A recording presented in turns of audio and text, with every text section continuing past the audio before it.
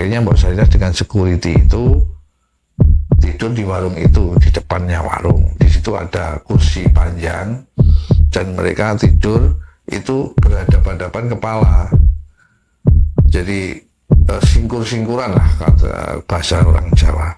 Di situ Mbok Sarinah ini sembari tidur-tiduran, Mbok Sarinah ini bercerita kepada security tersebut sampai akhirnya menjelang subuh suara Mbok Sarinah ini ada, tetapi ketika si security ini melihat menengok, ternyata Mbok Sarinah ini sudah tidak berada di tempat, artinya sudah hilang. Dari situ si security ini kaget dan akhirnya dia lari keluar dari warung itu dan kembali ke toko yang dia jaga.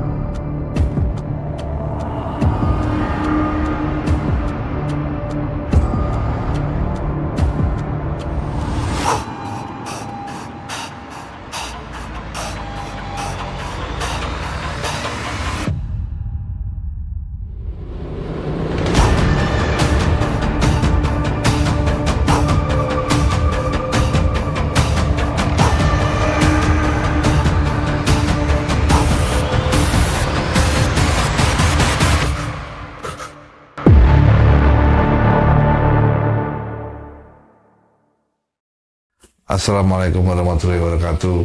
Selamat malam, salam rahayu, salam kebajikan.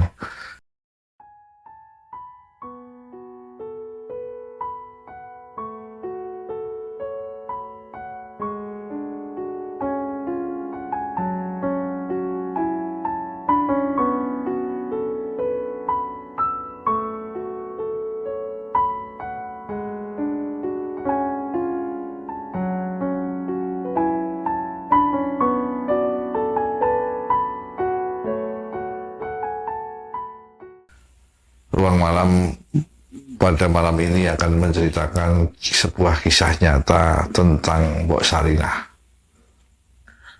Kisah ini diceritakan oleh Sobat Ruang Malam kepada kami, yaitu kita sebut saja namanya Pak Jianto. Beliau bekerja sebagai abdi negara.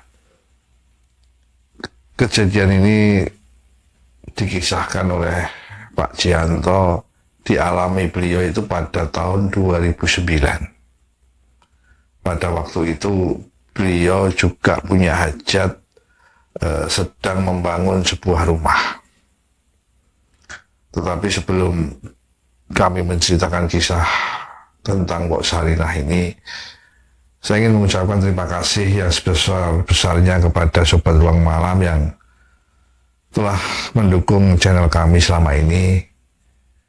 Mudah-mudahan amal kebaikan teman-teman dibalas pahala yang berlimpah oleh Allah Subhanahu wa Ta'ala.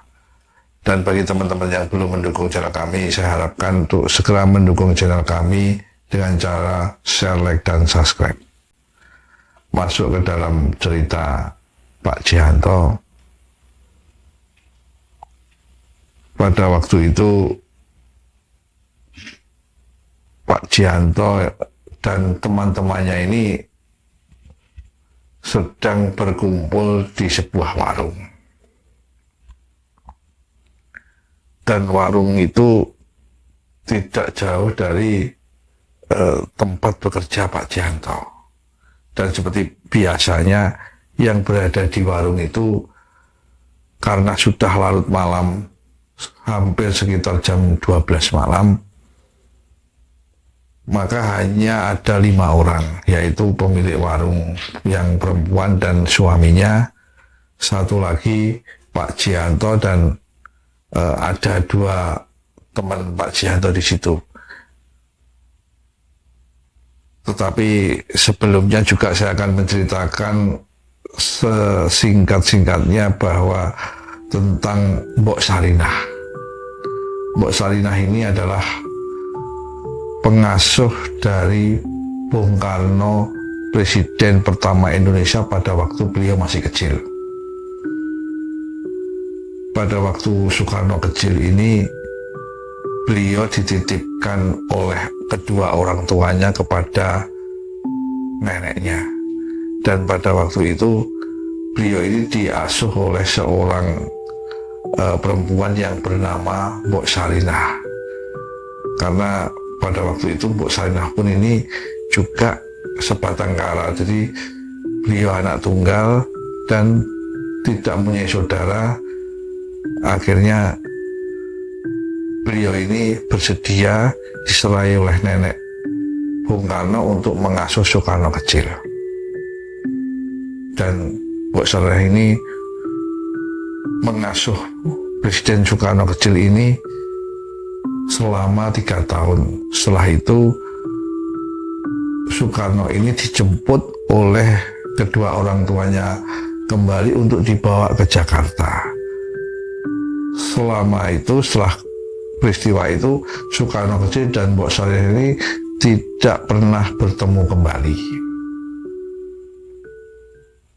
Masuk ke dalam cerita Pak Jianto. Akhirnya Pak Jianto ini dengan teman-temannya ini ngobrol di sebuah warung. Dan kegiatan itu rutin seperti setiap hari. Karena warung ini kebetulan juga tempat mangkalnya atau berkumpulnya Pak Jianto dan teman-temannya. Ketika Pak Jianto dan teman-teman ini berbincang-bincang, ngobrol-ngobrol di warung, tiba-tiba dari belakang entah dari mana ini muncul sesosok yang kita sebut saja namanya Mbok Sarinah.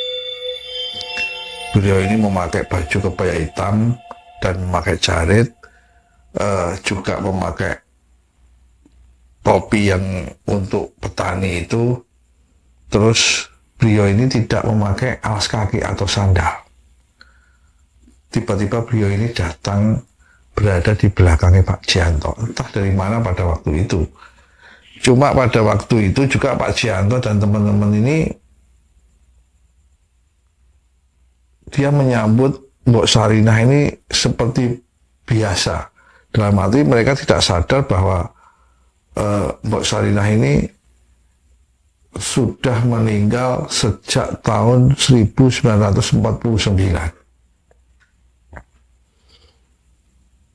Jadi Pak Jianto dan teman ini benar-benar tidak sadar. Beliau menyambut seperti warung kedatangan seorang pembeli. Cuma mereka heran kenapa malam-malam ada seorang perempuan yang sudah umur tapi masih sehat. Pada waktu itu Pak Jianto mengatakan kepada Mbok Sarinah, "Malam-malam dari mana, Mbok?" "Oh, aku dari kono wae." Artinya dalam bahasa Indonesia itu dari sana aja. Pada waktu itu Mbah Sarinah ini menunjuk suatu tempat yang tidak jauh dari warung itu. Mungkinan jaraknya sekitar 700 meter.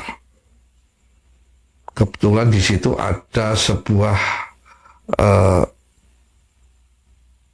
perempatan lalu lintas.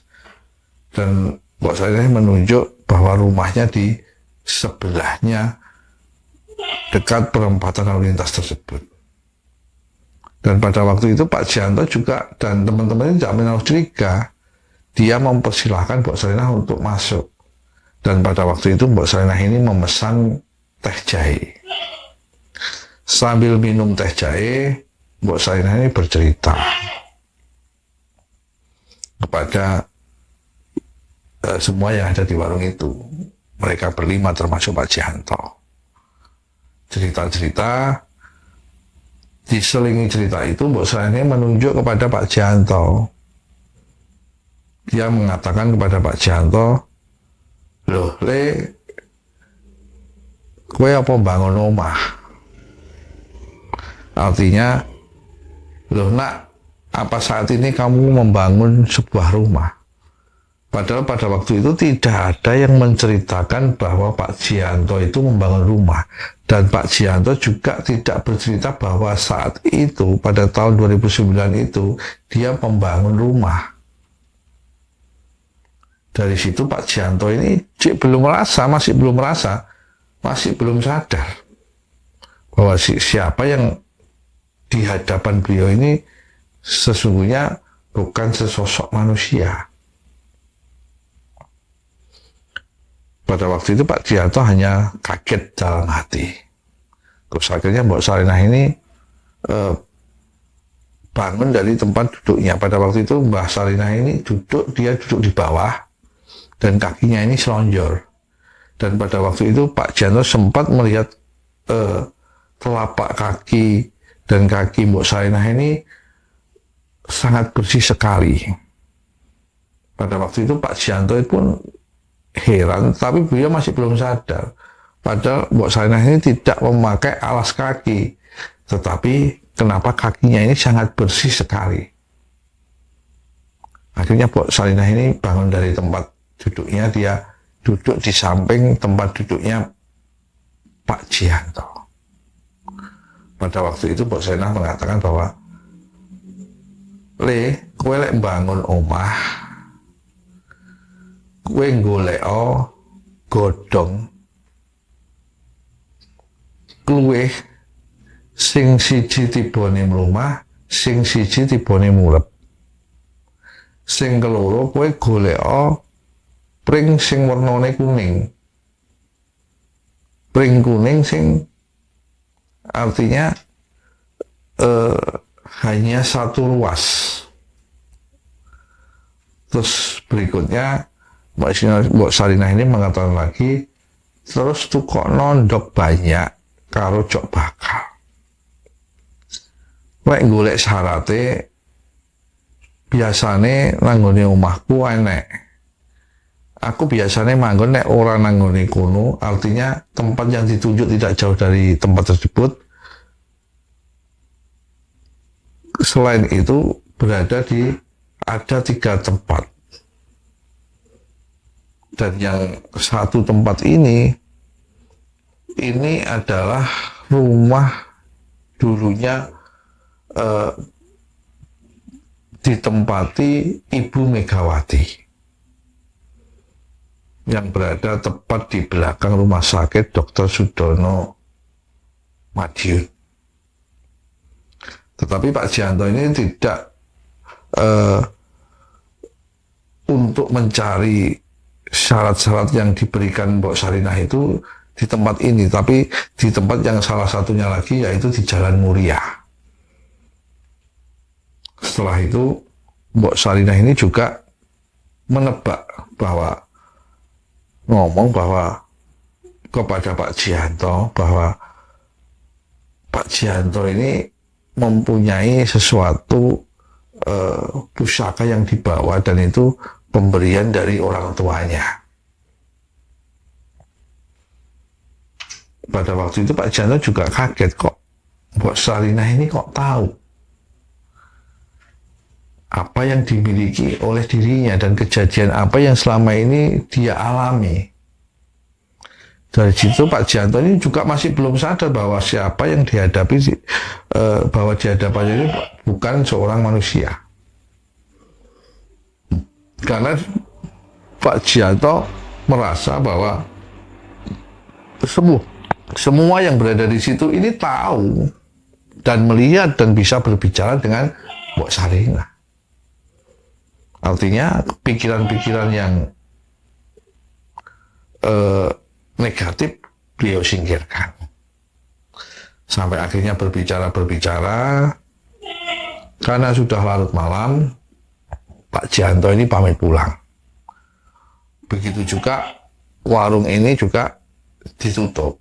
Tetapi ada salah satu orang itu masih berada di situ, karena dia juga nunggu toko yang berada di sebelahnya. Pada waktu itu dia bekerja sebagai security, dan dia mengatakan kepada Mbok Sarinah untuk Mbok, karena ini sudah malam, sebaiknya Mbok Sarinah jangan pulang, tidur saja di sini, nanti saya temani.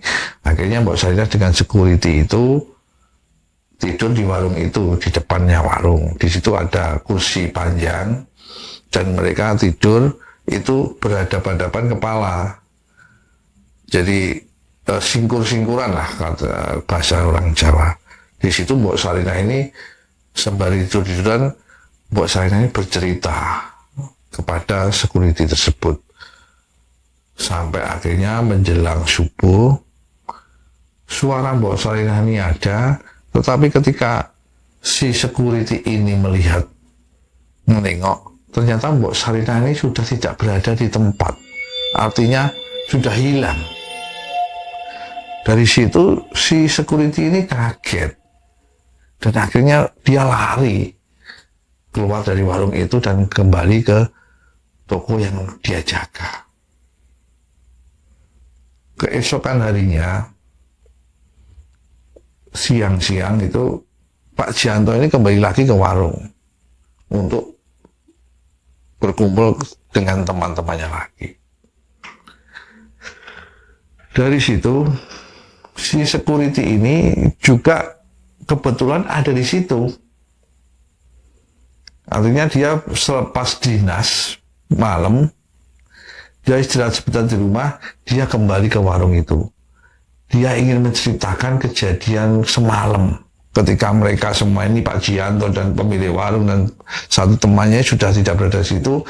Dia hanya sendiri dengan Mbok Sarinah. Dia mengalami peristiwa pada waktu itu Mbok Sarinah ini ternyata hilang. Dan dia akhirnya sadar bahwa Mbok Sarinah ini bukan manusia. Ketika Pak Jianto dan pemilik warung itu berbincang-bincang, security ini bercerita, Pak Ji, dia memanggil Pak Jianto, Pak Ji, ternyata Mbok Sarinah itu kemarin diceritakan beliau bla bla bla seperti ini, dan intinya Mbok Sarinah itu bukan manusia. Karena pada waktu dia berbicara, tiba-tiba Mbok Sarinah ini hilang pada waktu menjelang subuh. Dari situ semua ini kaget. Mereka tertegun dan mengingat-ingat kejadian pada malam itu. Dari situ Pak Jianto mulai sadar. Pak Jianto mulai sadar artinya bahwa dari posisi duduknya kemarin itu Pak Jianto mengamati. Tidak sadar Pak Jianto ini mengamati bahwa Mbok Sarinah ini pada waktu kedatangannya tidak ada yang tahu, tiba-tiba hanya berada di belakang mereka. Dengan memakai baju itu, kebaya dan memakai camping lah, camping. Ini petani zaman dulu, camping. Ketika itu dia melepas campingnya dan duduk selonjor. Pada waktu duduk selonjor itu Pak Jianto ini tidak sadar mengamati kaki beliau ini, Mbok Sarinah ini sangat bersih sekali, dan wajahnya ini oval lah, dan juga mencerminkan kebaikan, nantinya bersinar bersih. Terus kedua, Pak Jianto mengingat-ingat lagi bahwa Mbok Sarinah ini tiba-tiba kemarin malam itu menyinggung tentang Pak Jianto yang membangun rumah. Padahal semua pada waktu itu tidak ada yang cerita tentang masalah rumah. Akhirnya dari situ, dari evaluasi kemarin malam tentang kejadian yang mereka alami itu, akhirnya dari ibu warung itu mengatakan kepada Pak Jianto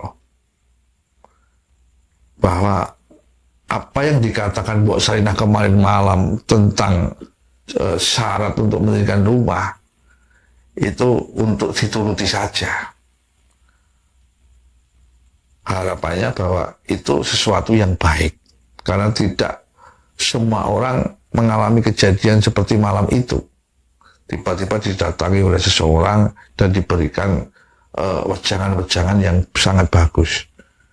Pada waktu itu Pak Jianto ini masih bingung. Akhirnya dia pulang ke rumah dulu, menceritakan kejadian ini kepada bapaknya, Dan akhirnya bapaknya pun juga menyetujui apa yang dikatakan ibu warung untuk mencoba menuruti apa yang dibicarakan atau dinasihatkan oleh Mbok Sarinah kepada Pak Jianto.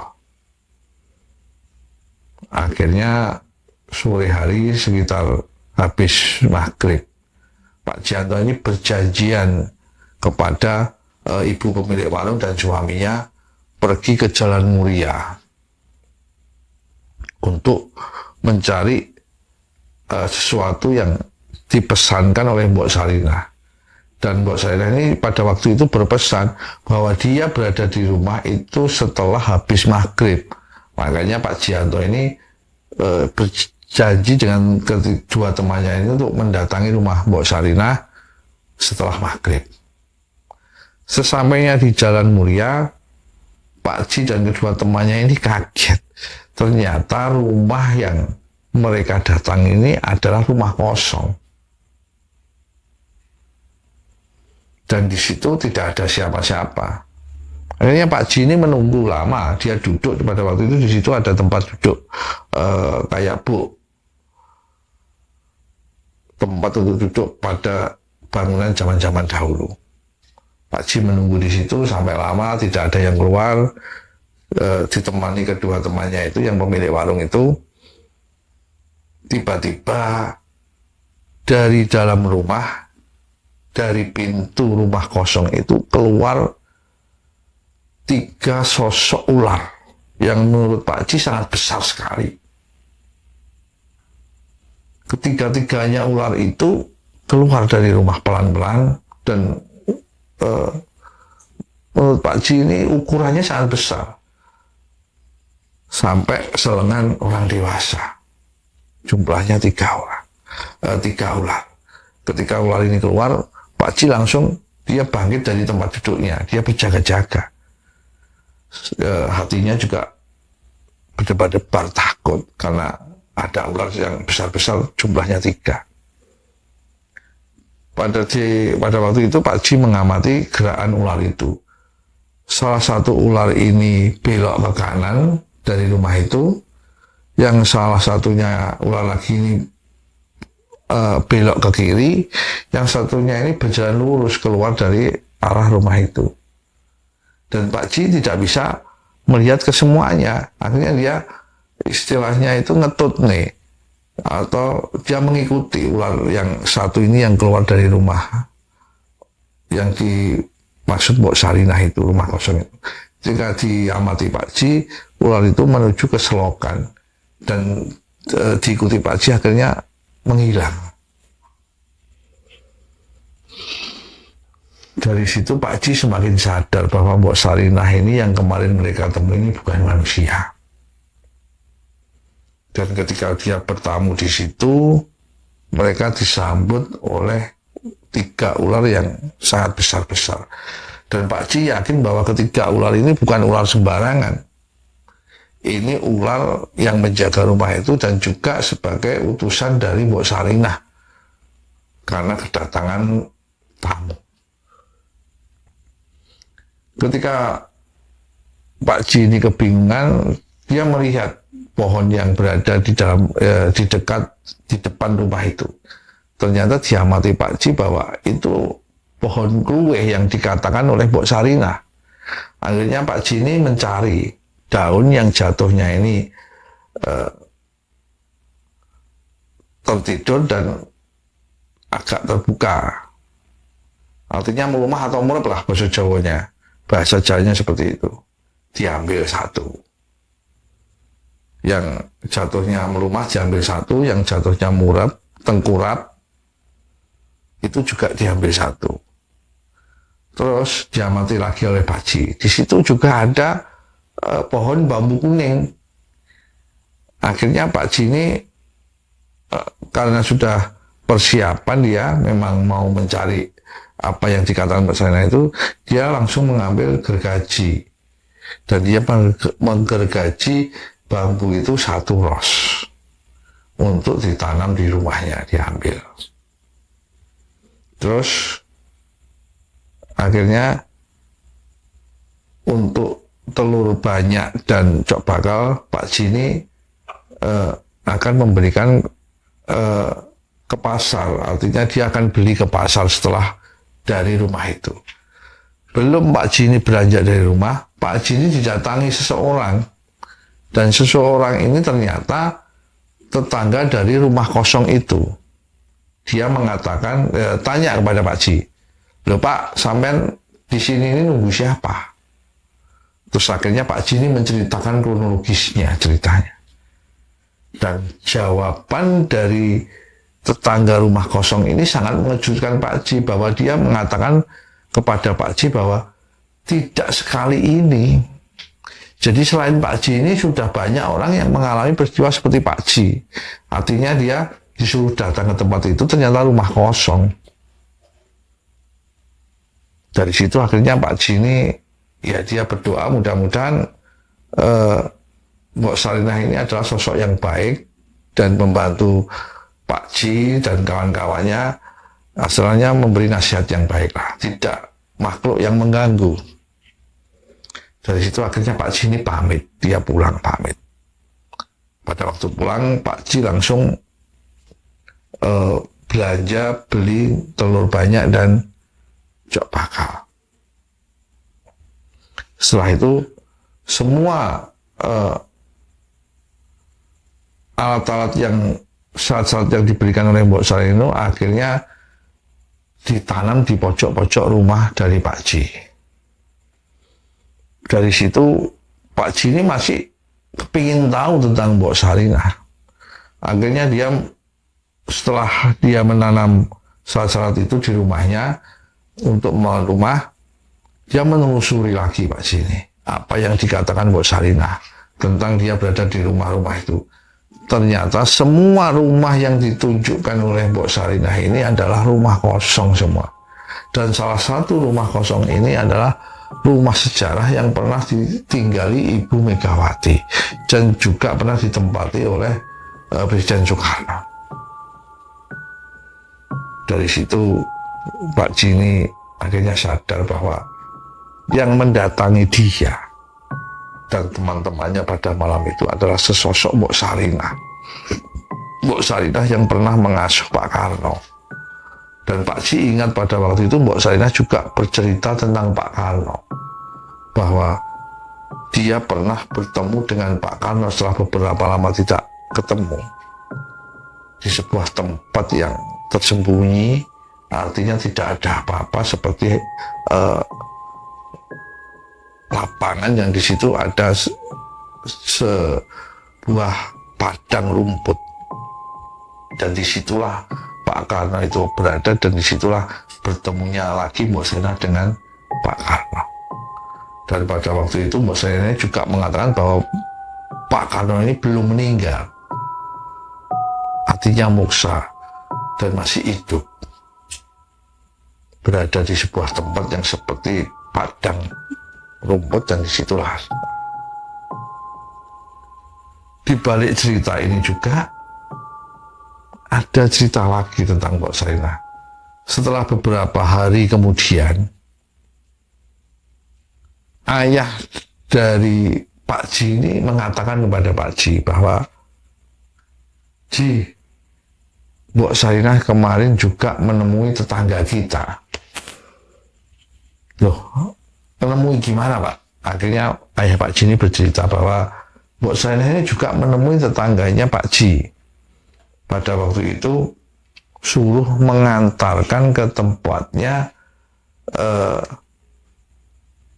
sosok komedian terkenal di Madiun dan juga di Indonesia, yaitu sosok komedian Mbah Kirun namanya.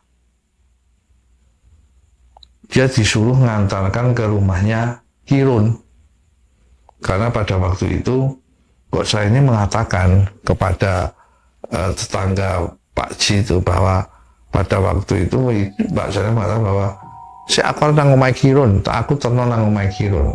Kirun ke bangun rumah, tetapi istilahnya dia itu nabrak, mungkin nabrak rumah atau tempat-tempat makhluk-makhluk halus yang berada di situ. Dan itu mau dibetulkan oleh Mbok Sarinah. Akhirnya tetangganya Pak Ji pada waktu itu juga tidak sadar bahwa kalau Mbok Sarinah itu bukan manusia. Akhirnya diantarkanlah pada waktu itu dengan mobil Civic yang lama, sedan Civic yang lama. Karena mau naik sepeda motor, dia pada waktu itu hanya punya sepeda motor Suzuki Jet Cooled. Jadi karena orang tua akhirnya dinaikkan mobil. Dan ketika naik mobil, ketika sampai di tempatnya Kirun, pada waktu di dalam mobil itu berbincang-bincang. Tapi ketika sampai di rumahnya Kirun mau diturunkan, Mbok mau turun kemana? Ditengok Mbok Sarinah ini sudah tidak berada di tempat. Dari sini kita bisa mengambil hikmah dari cerita Pak Ji ini, bahwa ternyata makhluk yang manusia yang sudah meninggal, ternyata mereka juga ruhnya masih hidup, dan mereka juga berada di sekitar kita. Dan Mbok Sarinah ini sangat dekat sekali dengan Bung Karno, sampai suatu mall yang besar di Jakarta dan di Malang itu oleh Bung Karno dinamakan Sarinah, karena kedekatan beliau pada waktu kecil selama 3 tahun telah membimbing Pak Karno tentang ajaran-ajaran yang welas asih terhadap rakyat kecil, welas asih kepada sesama orang yang membutuhkan. Dan Mbok Sarinah ini juga berjuang melawan kolonial Belanda. Dari situ akhirnya timbul kedekatan Pak Karno sampai membekas di hati Pak Karno. Sampai selamanya Pak Karno ini selalu mengingat jasa-jasa Mbok Sarinah, dan Mbok Sarinah pun sampai kapanpun juga akan menyayangi Bung Karno. Dari sini cerita ini saya akhiri, dan hikmah dari cerita ini bahwa Mbok Sarinah telah selalu mengajarkan kebaikan-kebaikan dan ulas asih kepada seseorang, dan itu patut kita contoh. Demikian cerita ini saya ceritakan. Assalamualaikum warahmatullahi wabarakatuh. Salam rahayu, salam kebajikan.